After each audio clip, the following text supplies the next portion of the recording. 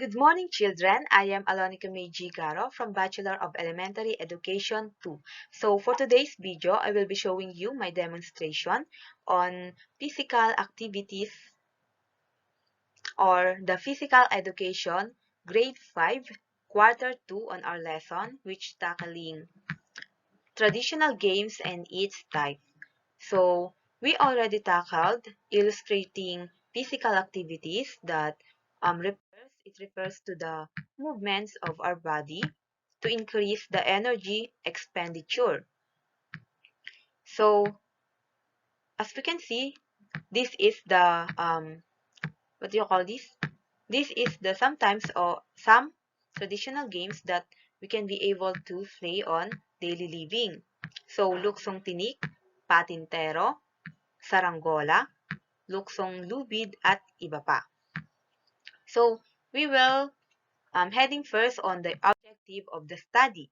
So learners are expected to, number one, define and illustrate kinds of larong Pinoy. So when we say larong Pinoy, it is the traditional games that we have in the Philippines. Number two, know how to differentiate each of larong Pinoy. So, right, there are various kinds of larong Pinoy that we can be able to play in the playground, on our school, or even in the street. So number three, the objective of the study, to play with and do activities of Larong Pinoy. So it will help us to, what do you call this, to have a physical fitness. Okay.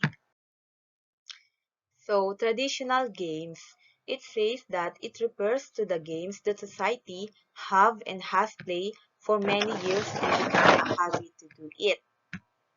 So there are famous traditional games in the Philippines that we can be able to play as many times or any place in the in our community or society.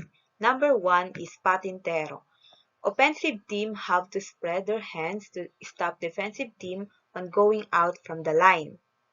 So it's like we're going to spread our hands like a butterfly.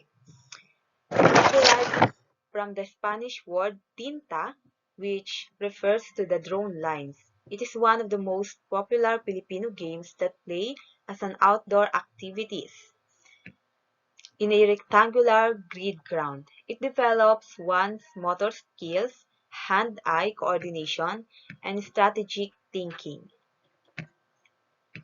So, second, or the number two is famous also Agawan Sulok. So it is a type of games that there are two groups and each of them has own base. This base should protect in order for the opponent to not go on the base. So it is also familiar to us as this is, what do you call this, a street games that we can play on even on in front of our house. So did you see the children playing Agawan Sulok? Number three, Sipa. It is the Philippines' native sport, which is related in sepak takraw. So, Sipa is also one of the famous Philippines native sport because um, we usually see children playing Sipa on the school or in the playground of our school. Number four, luksong tinik. It is played by two equal number of players, and the purpose is to jump into the highest level they can manage to jump in a collaborative hands of the defensive team. So as you can see, there are the offensive and defensive team.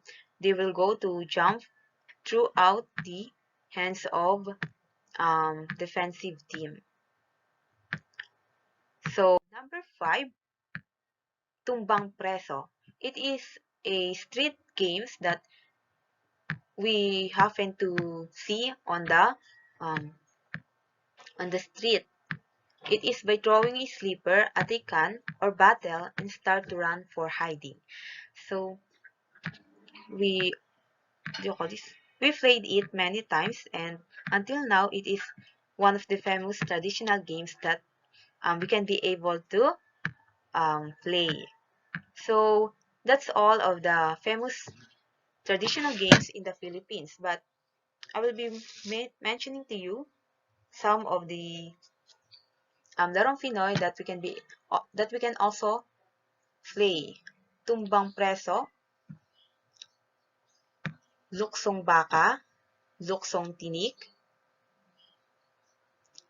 Langit Lupa, Palo Sebo, Araw Lilim, and many more.